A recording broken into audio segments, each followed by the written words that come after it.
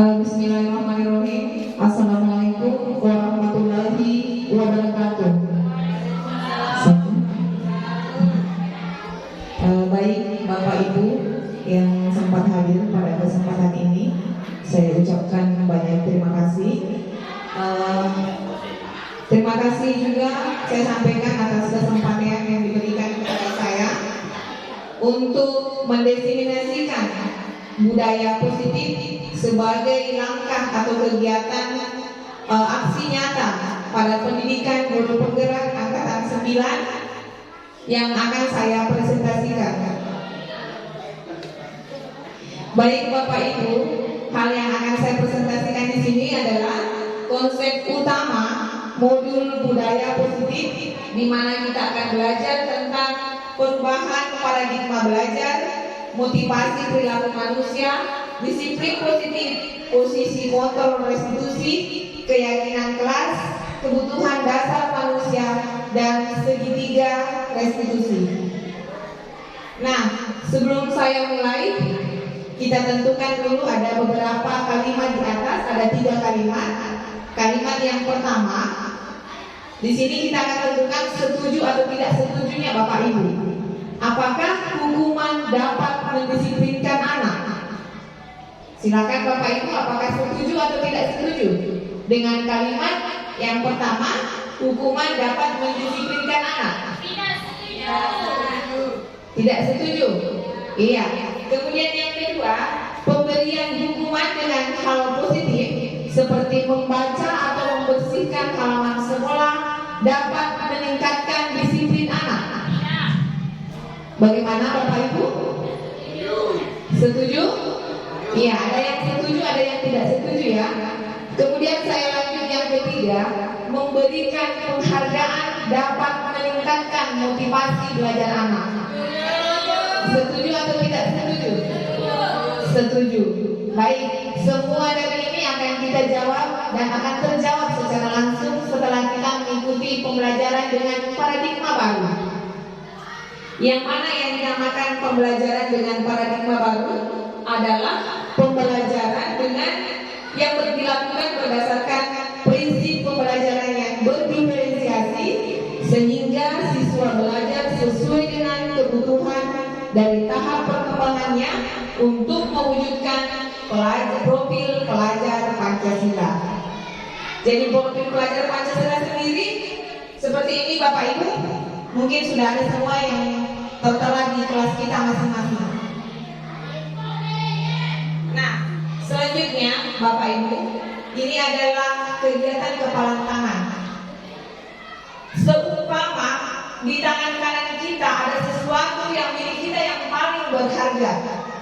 Coba dikepalkan semua tangannya Bapak Ibu. Coba diberikan ilusi, seumpama di tangan kanan kita ada sesuatu yang paling berharga di hidup kita, tetapi ada seseorang yang di samping kita berharap agar diberikan apa yang ada di kepala tangan kita itu. Atau diiming-imingi, misalnya pusaka. Mungkin kita kasih ke itu apa yang di tangan kita, saya kasih 100 juta. Pusaka mau tidak? Kenapa Bu? Seumpama seandainya ada sesuatu yang berharga yang kita miliki, saya iming-imingi dengan ibu, saya kasih 100 juta. Terkasih kaitan yang ada di tangan kita. Pusaka mau tidak? Atau saya tambah 150 juta, mau tidak Bu? Berpikir ya? Tidak. Ya tidak, berarti jawabannya Ibu tidak. Nah, baik Bapak Ibu, mengapa kita tidak memberikan sesuatu yang menjadi harapan kita atau sesuatu yang kita kepalakan tadi? Karena kenapa? Itu semua tergantung dari kontrol diri kita masing-masing. Meskipun diiming-imingi dengan imbalan, dengan hadiah atau penghargaan, apabila bukan kita sendiri yang ingin memberikannya, maka tidak akan diberikan. Demikian juga dengan ilusi kontrol. Ilusi guru mengontrol murid, ilusi bahwa kritik akan membuat orang merasa bersalah dalam menguatkan karakter, ilusi bahwa semua penguatan positif efektif dan bermanfaat, serta ilusi bahwa orang dewasa memiliki hak untuk memaksa. Nah, selanjutnya Bapak Ibu, siapa sesungguhnya yang memiliki kontrol? Seperti di atas, ada stimulus respon dan teori kontrol atau pilihan. Nah, di sini stimulus responnya kita mencoba mengubah orang agar berpandangan sama dengan kita. Namun teori kontrol atau pilihannya kita berusaha memahami pandangan orang lain tentang dunia. Saya tidak terlalu berpanjang lebar di sini. Selanjutnya, ini jawaban dari yang apa yang saya kemukakan tadi, yang 3 nomor. Dihukum oleh penghargaan. Penghargaan, contoh, pada saat siswa kita terlambat atau pada saat melakukan kesalahan sekecil apapun itu, kemudian kita berikan penghargaan, kadang kita kasih hadiah dan sebagainya. Sebenarnya itu kurang efisien Bapak Ibu. Kenapa? Karena penghargaan yang kita berikan itu dapat menurunkan kualitas dari anak itu sendiri. Nanti ke depannya anak akan merasa ingin dan ingin terus diberikan hadiah atau penghargaan. Kemudian yang kedua, penghargaan mematikan kreativitas. Selanjutnya, penghargaan mengurangi motivasi instrik. Nah, sebelum saya lanjut ke slide kedua, disiplin positif, saya harapkan Bapak Ibu kita masih semangat untuk hari ini. Ya, semangat ya Bapak Ibu. Nah, ada tidak Bapak Ibu di antara Bapak Ibu yang bisa mengartikan apa arti disiplin? Menurut versinya Bapak Ibu sendiri, yang mana yang dinamakan disiplin? Menghargai waktu. Iya, bagus sekali disangka menghargai waktu. Mungkin masih ada yang lain Bapak Ibu? Apa arti kata dari disiplin? Ya, mematuhi peraturan. Bagus sekali, Bu Nurmi. Masih ada? Tadi ada menghargai waktu, mematuhi peraturan dinamakan disiplin.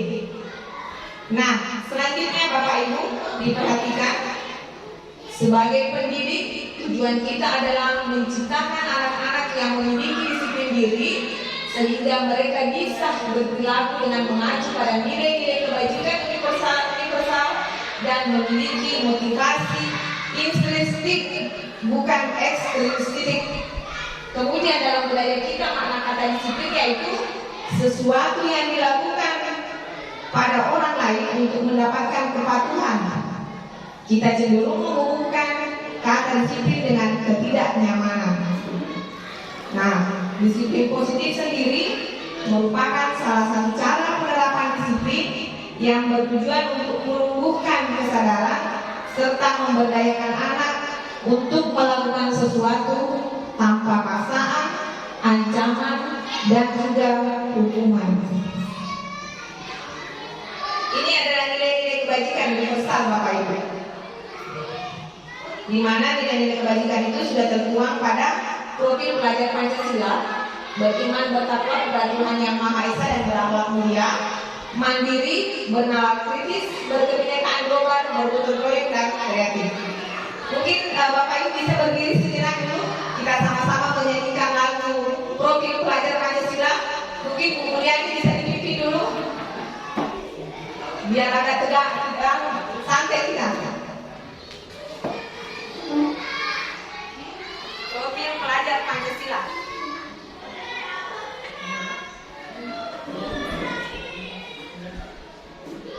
Oke, mari kita bersama-sama menyanyikan lagu profil pelajar Pancasila. Pelajar Pancasila beriman dan bertakwa pada Tuhan Yang Esa dan berakhlak mulia, berkebinekaan global, gotong royong mandiri, kreatif dan bernalar kritis. Terima kasih Bu. Terima kasih banyak Bapak Ibu.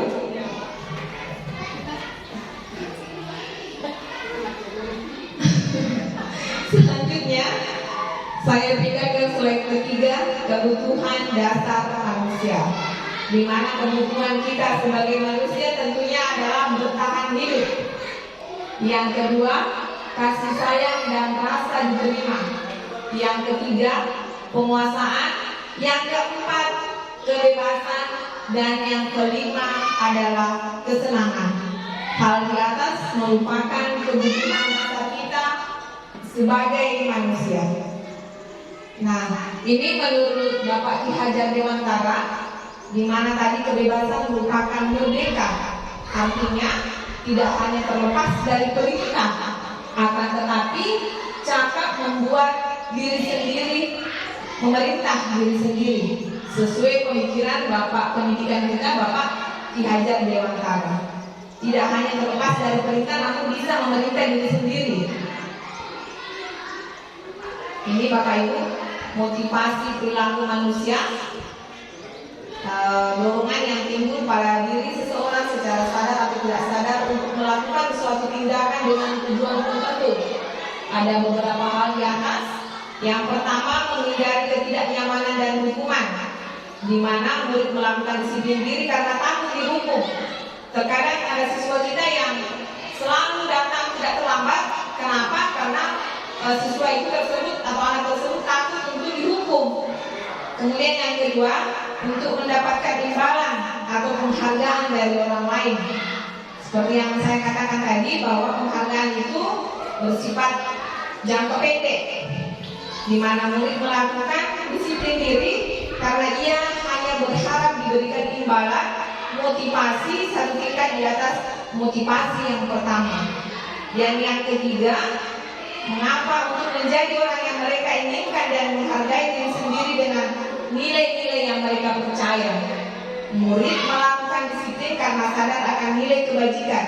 Otomatis yang poin ketiga lah yang kita harapkan Bapak Ibu.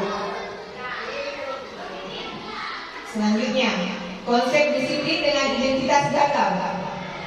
Apabila kita memberikan hukuman kepada siswa, otomatis akan menyakitkan, tidak nyaman, murid juga merasa takut kepada kita, termasuk kategori memaksa, murid menyembunyikan kesalahannya, serta juga murid menjadi rendah diri apabila kita memberikan hukuman. Selanjutnya, apabila kita memberikan penghargaan, termasuk juga identitas gagal. Kenapa? Karena tidak efektif, merusak hubungan, mematikan kreativitas, menghukum dengan sistem ranking, merampas hak menghargai dirinya. Nah, yang perlu kita lakukan di sini untuk konsep disiplin adalah dengan identitas sukses adalah tentunya dengan konsekuensi dan restitusi. Yang mana yang dinamakan konsekuensi adalah penguatan jangka pendek, perlu monitoring, berkelanjutan, stimulus respon, murid menghormati peraturan dan juga kehilangan waktu untuk mengurangi kesalahan. Nah, sebagai pendidik, tentunya yang diharapkan adalah kita melakukan yang namanya restitusi, di mana restitusi tersebut adalah membuat murid bertanggung jawab atas perilakunya, fokus pada pemecahan masalah jangka panjang, murid juga sendiri menghormati dirinya dan orang lain, teori kontrol dirinya memegang kontrol, dan juga murid bersemangat memperbaiki kesalahan. Karena kenapa Bapak Ibu? Kita tidak bisa mengubah siswa kita menjadi apa yang kita inginkan jika bukan siswa tersebut yang berubah dengan sendirinya. Sama halnya yang tertulis bahwa tidak akan berubah suatu kaum apabila bukan kaum itu sendiri yang akan mengubahnya. Sama dengan siswa kita, tidak mungkin kita mengatakan bahwa harus ini, harus apa. Kalau bukan anak itu sendiri yang mengubah dirinya sendiri. Artinya kesadaran diri Bapak Ibu.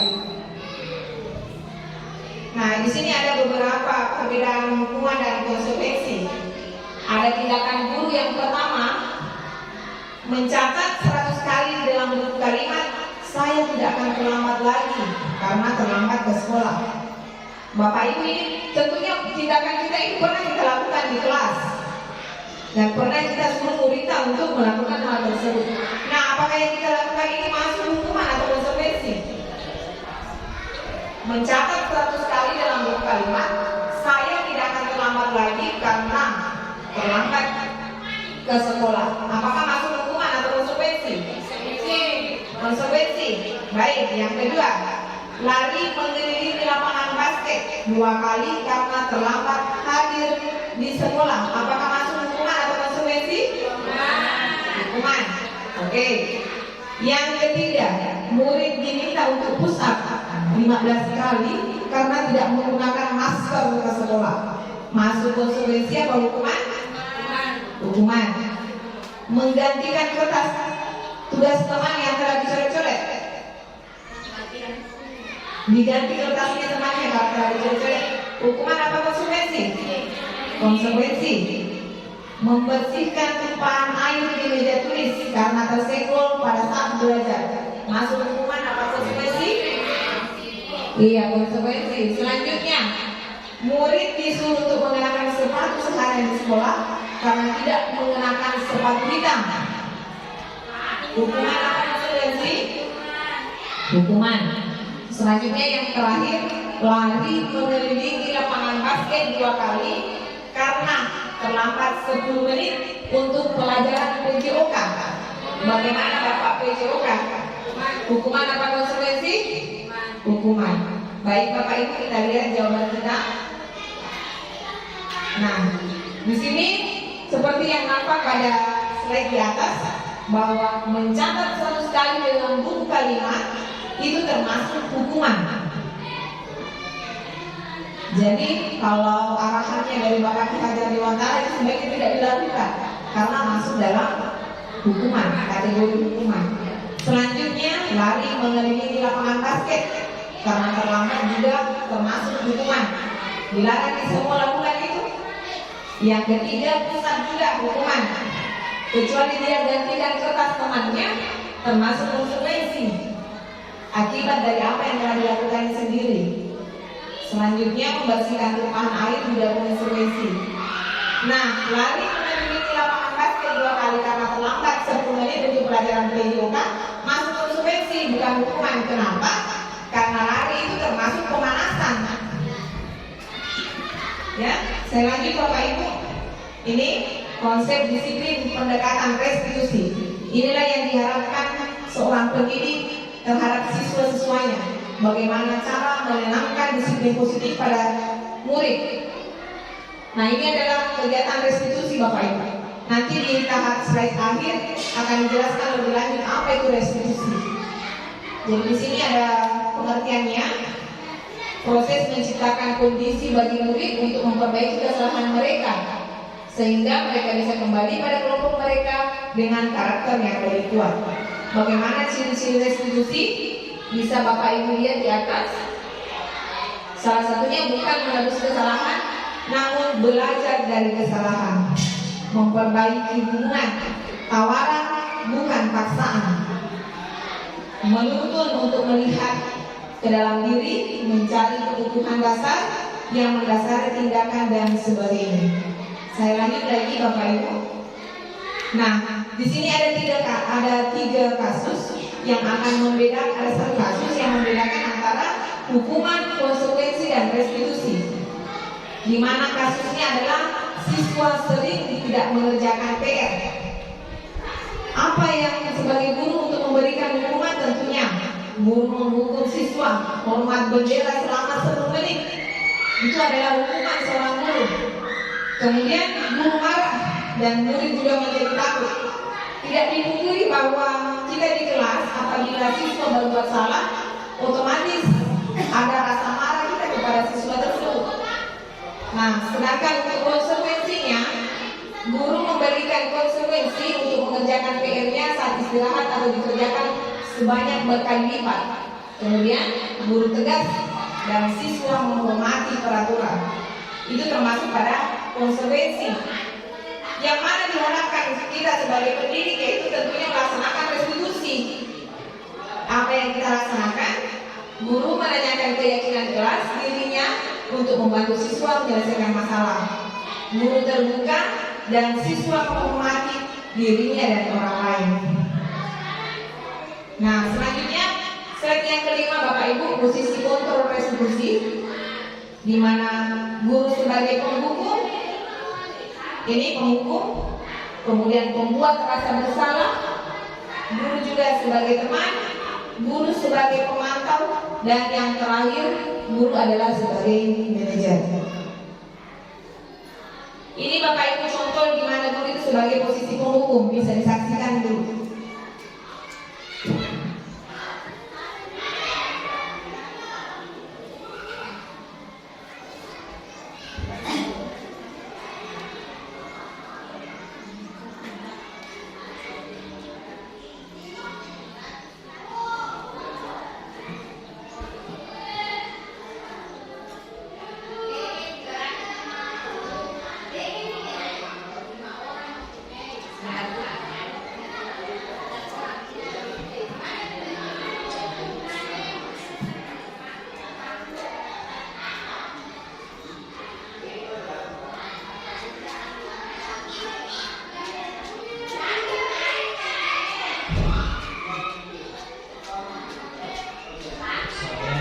Dasar pemalas, gak kapok-kapok sih kamu.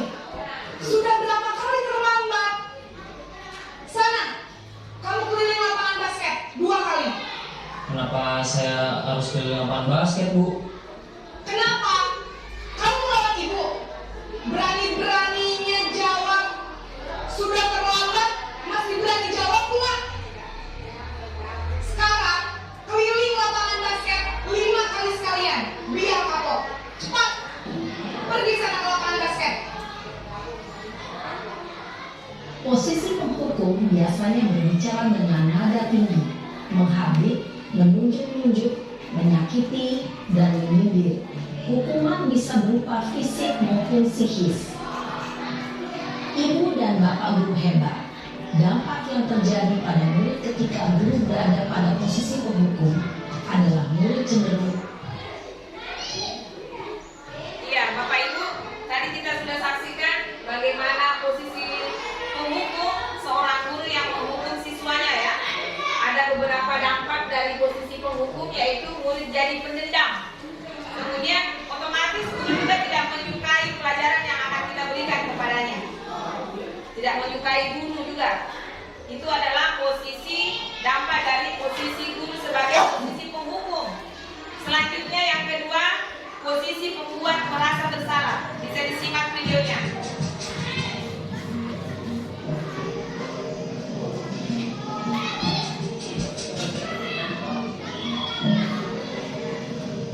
Naren,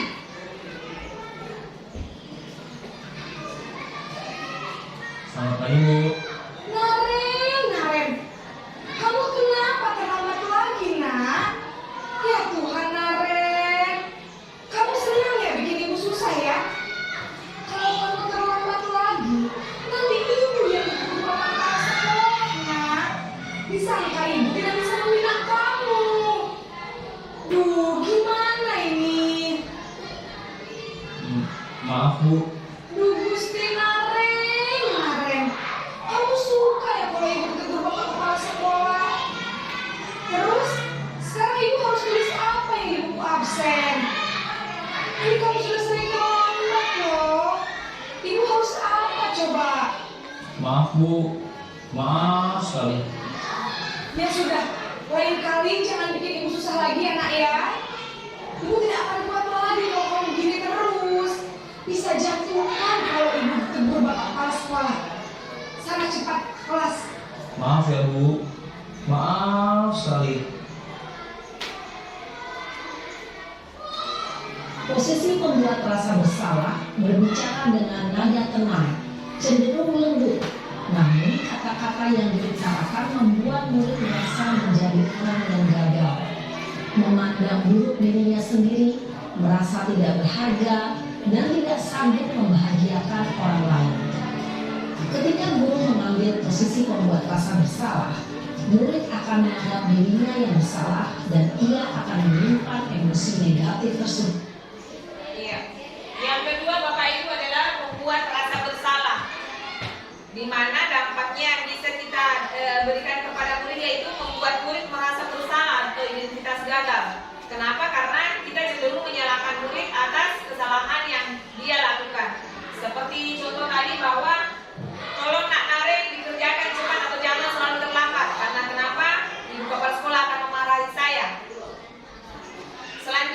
posisi kontrol yang ketiga adalah sebagai posisi teman. Bisa disaksikan Bapak Ibu videonya?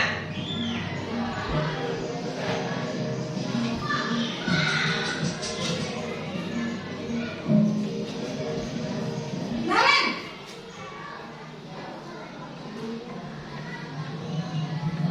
Selamat pagi Bu. wah, sudah jam berapa ini nak? Terlambat lagi ya sayang. Iya Bu, habis ibu saya lupa bangunkan saya Bu. Kamu malah menyalahkan ibu kamu. Kamu bukannya anak yang larinya paling kencang. Kok terlambat sih? Iya Bu, saya memang terlambat bangun tadi. Jadi biarpun saya lari kencang, tetap nggak kekejar Bu. Ya sudah sana, nanti lain kali larinya lebih kencang lagi ya. Biar gak terlambat lagi. Bikin seneng ibu demi ibu. Bisa kan? Bisa lah Bu. Ya sudah sana masuk kelas. Ibu beresin urusan absen kamu. Kamu ini ada-ada saja. Dalam posisi teman, guru berbicara dengan nada suara ramah, akrab, cenderung bersenda gurau untuk menjaga suasana tetap santai.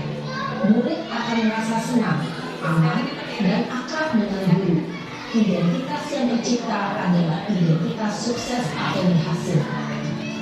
Namun, perlu diingat, karena ini masih dorongan eksternal, maka ada faktor ketergantungan dari murid kepada orang tertentu.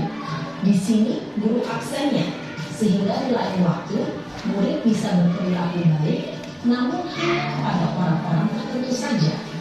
Nah, ini bagaimana seorang guru menjadi memposisikan dirinya sebagai seorang teman kepada siswanya Bapak Ibu.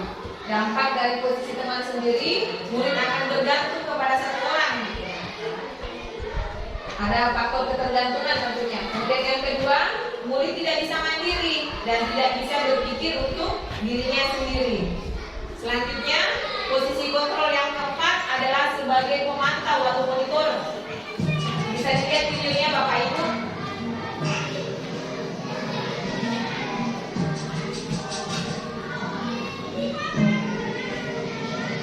Naren,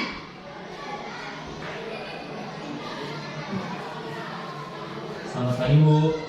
Naren, apa peraturan sekolah kita tentang jam berapa kita harus masuk sekolah nak? Kita harus di sekolah jam 7 Bu. Iya betul, sekarang sudah jam 7.20.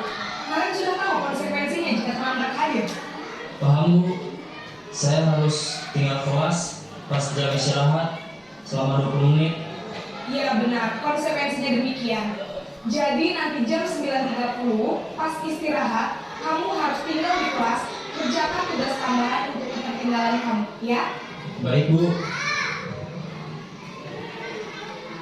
Posisi pemantau mengandalkan penghitungan atau data untuk mengontrol murid. Guru mengarahkan murid berdasarkan peraturan dan konsekuensi. Seorang pemantau menunjukkan bahasa tubuh dan ekspresi wajah yang datar dan cenderung formal. Nah, ini adalah posisi kontrol yang keempat Bapak Ibu, adalah posisi kontrol sebagai pemantau atau monitor terhadap siswa kita, di mana dampaknya murid akan menghitung konsekuensi dan hadiah tanpa memahami sepenuhnya nilai kebajikan yang dituju. Kemudian selanjutnya tidak sepenuhnya mandiri. Itu adalah dampak di mana guru sebagai posisi pemantau atau monitor. Dan yang posisi kontrol yang terakhir adalah sebagai manajer, di mana kita sebagai pendidik diharuskan untuk menjadi membuat posisi ini kepada diri kita sendiri.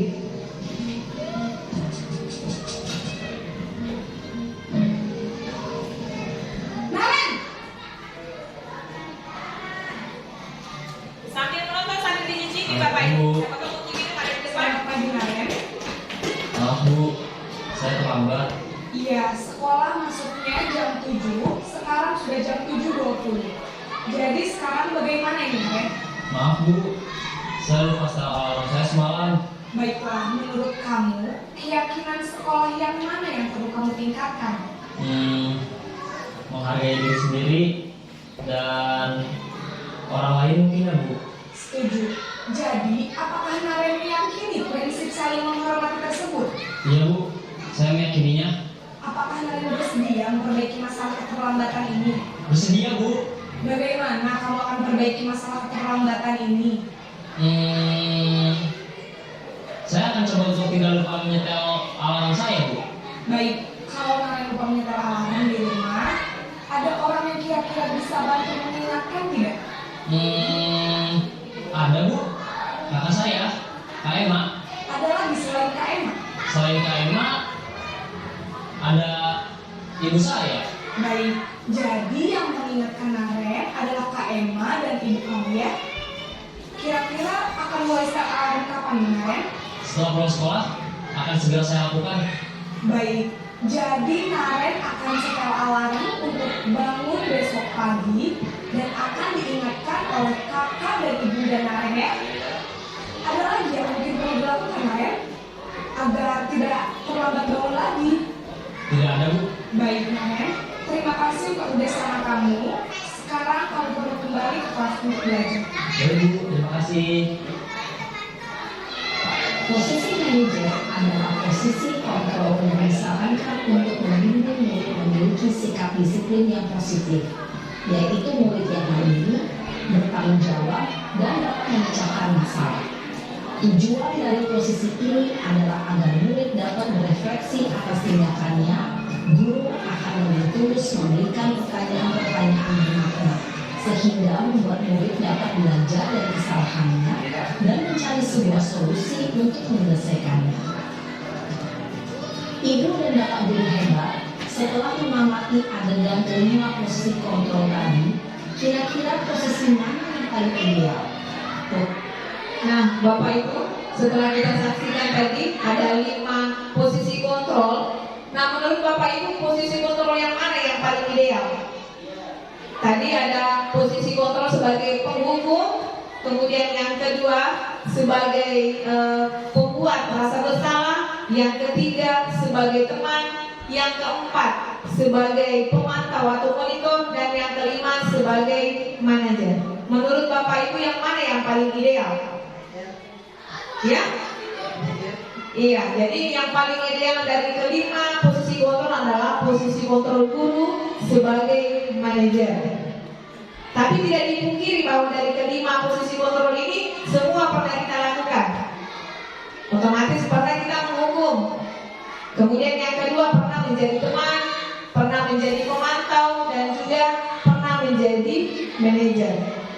Namun sesuai apa yang dikemukakan atau yang filosofi dari Bapak Hajar Dewantara, bahwa seorang guru itu tidak boleh menuntut siswanya, tetapi harusnya seorang guru menuntun siswanya. Jadi dari kata menuntut kita ubah menjadi menuntun dengan posisi kontrol tadi yang paling ideal adalah posisi manajer. Selanjutnya Bapak Ibu, untuk yang keenam adalah keyakinan kelas. Nah, di sini Bapak Ibu, dalam satu kelas semestinya kita membuat satu keyakinan kelas. Apa yang dinamakan keyakinan kelas? Mengapa tidak peraturan saja? Mengapa harus keyakinan kelas? Kenapa bukan peraturan saja yang kita berikan di dalam kelas kita masing-masing?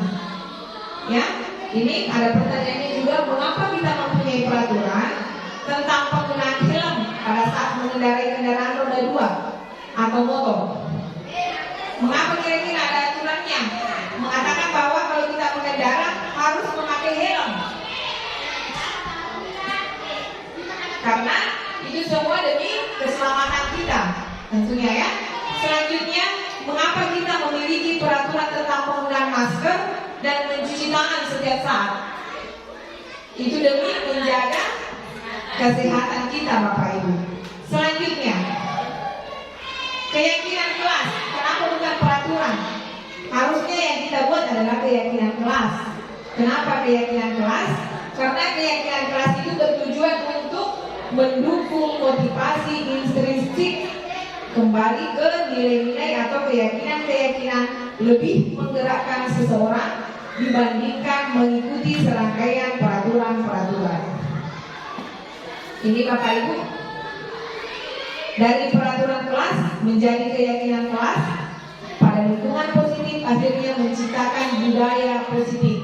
Budaya positif inilah yang selalu kita harapkan dapat kita terapkan terus-menerus di sekolah kita ini.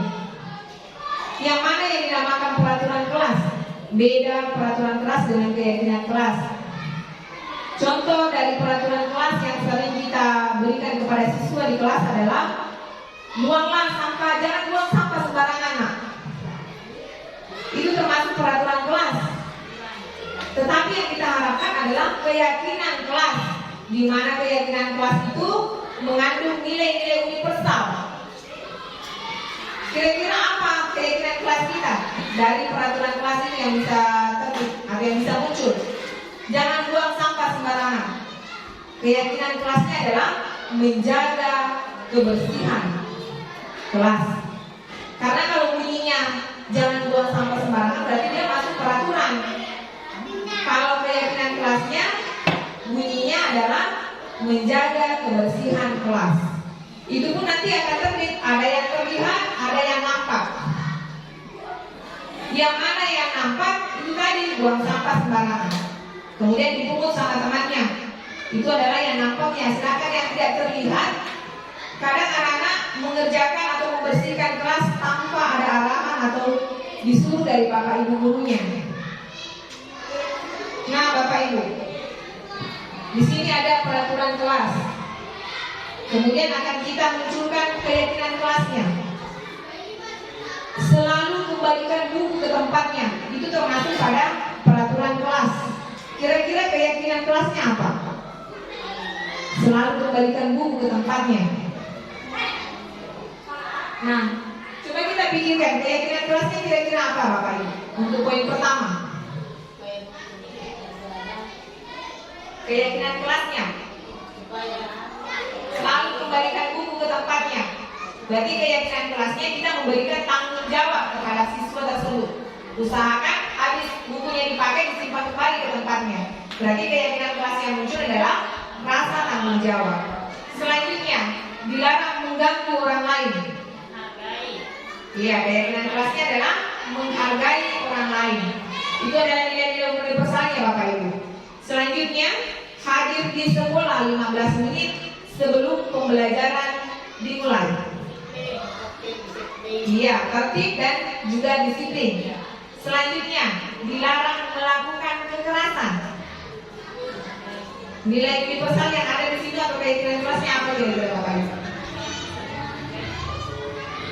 Tetap juga saling menghargai. Iya, saling menghargai. Ini mungkin ini tidak telah masuk ya, dilarang menggunakan narkoba. Bergantian atau menunggu giliran. Antri. Masih disiplin. Oke, gunakan masker. Berarti apabila kita menggunakan masker, kita otomatis disuruh untuk menjaga kesehatan ya Bapak Ibu. Jangan berlari di kelas atau di koridor. Berarti selanjutnya, mohon maaf. Nah, ini ya Bapak Ibu, peraturan kelas dan keyakinan kelas. Jadi yang diharapkan yang ada di kelas kita adalah kita sebagai wali kelas tentunya kita diharapkan untuk membuat keyakinan kelas agar anak-anak mampu menciptakan budaya yang positif. Jadi ini ada perbedaan Bapak Ibu antara peraturan dengan keyakinan kelas. Kalau peraturan hadir di sekolah 15 menit sebelum pelajaran dimulai.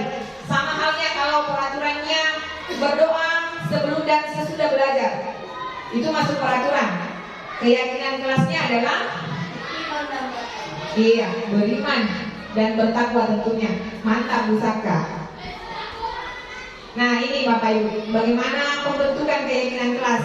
Jadi nanti sehabis sesi materi Bapak Ibu bisa memperhatikan bagaimana membuat keyakinan kelas di kelas Bapak Ibu masing-masing. Karena itu juga termasuk di PMM, termasuk aksi nyata juga. Ada di platform Merdeka ya, kurikulum Merdeka, keyakinan kelas. Jadi bisa Bapak Ibu perhatikan, kemudian di video, kemudian dibuat aksi nyata.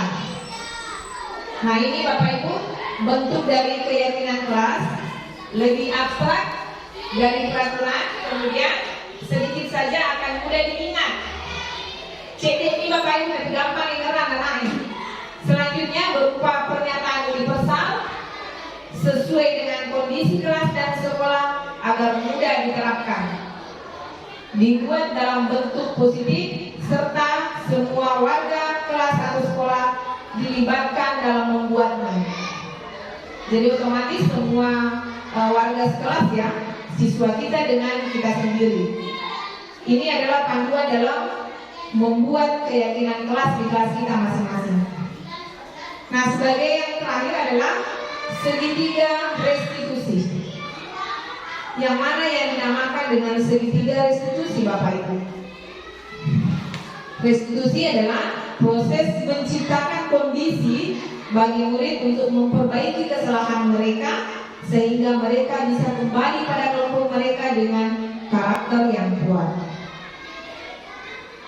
Ini Bapak Ibu, inilah sebagai pendiri kita diharapkan melakukan restitusi terhadap kesalahan-kesalahan anak. Nah, restitusi itu bukan untuk menebus kesalahan, namun restitusi adalah sebuah tawaran dan bukan paksaan. Restitusi fokus pada solusi dan dapat mengembalikan murid yang berbuat salah pada kelompoknya. Nah, ada 3 langkah dalam kegiatan restitusi, segitiga restitusi Bapak Ibu. Yang pertama adalah menstabilkan identitas. Yang mana yang dinamakan menstabilkan identitas adalah tidak langsung menyalahkan siswa. Karena tentunya semua siswa bahkan kita sendiri sebagai pendidik pernah melakukan kesalahan. Itu adalah identitas, menstabilkan identitas. Setelah kita menstabilkan identitas kepada siswa, kita akan memvalidasi tindakan yang salah. Misal ada anak yang terlambat, tentu dalam tindakan validasi tindakan yang salah, kita tanyakan alasannya, mengapa seorang siswa bisa terlambat? Karena pasti semua siswa itu punya alasan apabila melakukan kesalahan. Contoh, kenapa tidak mengerjakan PR-nya anak? Ketiduran kamu atau lupa kamu? Itu bagaimana cara kita memvalidasi tindakan yang salah. Dan yang selanjutnya adalah menanyakan keyakinan dari kesalahan siswa, bagaimana cara siswa itu bisa memperbaiki kesalahannya. Jadi nanti lagi pada ini kita akan menanyakan bagaimana nak agar kalian tidak selalu terlambat. Bagaimana nak sehingga kalian bisa mengerjakan PR-nya. Nah, ada contoh kasus Bapak Ibu. Ini adalah contoh kasus dari restitusi di mana ini ada di kelas 5, bisa Bapak Ibu saksikan. Ini hanya contoh kecil, tentunya tidak sempurna ya Bapak Ibu, tapi bisa kita jadikan acuan atau contoh bagaimana kita melakukan yang namanya segitiga restitusi. Tidak mengapa Ibu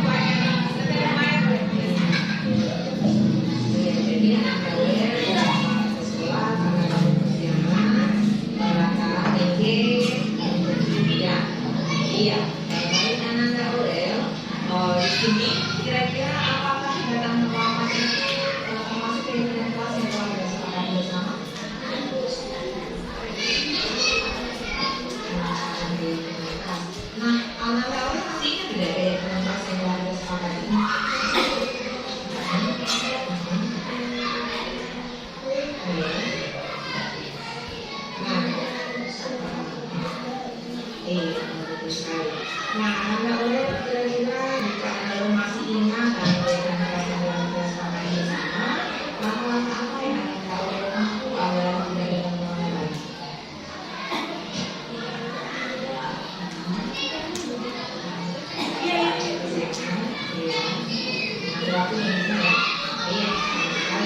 Jadi Anda boleh akan mengatur waktu mulai sejak kapan akan dilaksanakan?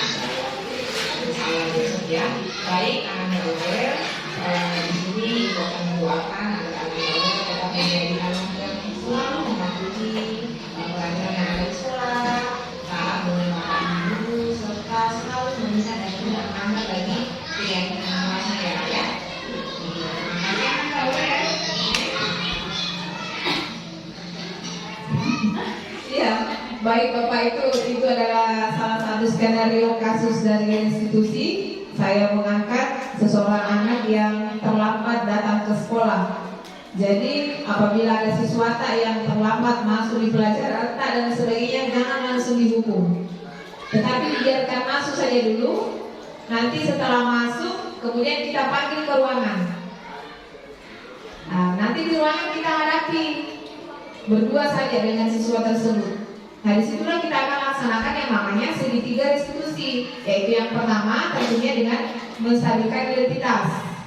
Yang mana yang tadi yang dinamakan menstabilkan identitas adalah kita menanyakan dulu, Anda tahu tidak alasannya kenapa saya panggil ke ruangan ini. Selanjutnya setelah itu lanjut ke memvalidasi tindakan yang salah. Yang mana yang dinamakan memvalidasi tindakan yang salah, kita tanyakan kepada anak tersebut, mengapa anak tersebut terlambat? Karena apa terlambat? Karena kenapa tidak mengerjakan PR? Yang selanjutnya yang ketiga, tentunya kita bersama-sama mencari solusi agar anak tersebut tidak terlambat lagi. Pekui kira-kira, ada terlambat nak. Misalnya tadi kebanyakan main HP, akhirnya bangun kesiangan. Nah, bagaimana caranya atau solusinya agar anak tersebut untuk kedepannya tidak lagi terlambat? Ya Bapak Ibu. Jadi itu semua yang bisa Bapak Ibu nanti praktekkan setelah mendapatkan atau setelah kita berbagi dalam apa yang sudah kami dapatkan pada pendidikan guru penggerak. Baik Bapak Ibu, terima kasih atas kehadiran Bapak Ibu guru hebat, guru bergerak Indonesia Maju. Terima kasih dan saya akhiri dengan ucapan wabillahi taufiq wal hidayah. Wassalamualaikum warahmatullahi wabarakatuh. Assalamualaikum warahmatullahi wabarakatuh. Perasaan saya setelah melakukan restitusi bersama Bu Asmiati adalah sangat senang karena mendapatkan solusi dalam permasalahan saya yang terlambat datang ke sekolah. Terima kasih Bu, saya berjanji untuk mematuhi keyakinan kelas kita dan tidak mengulangi lagi kesalahan ini.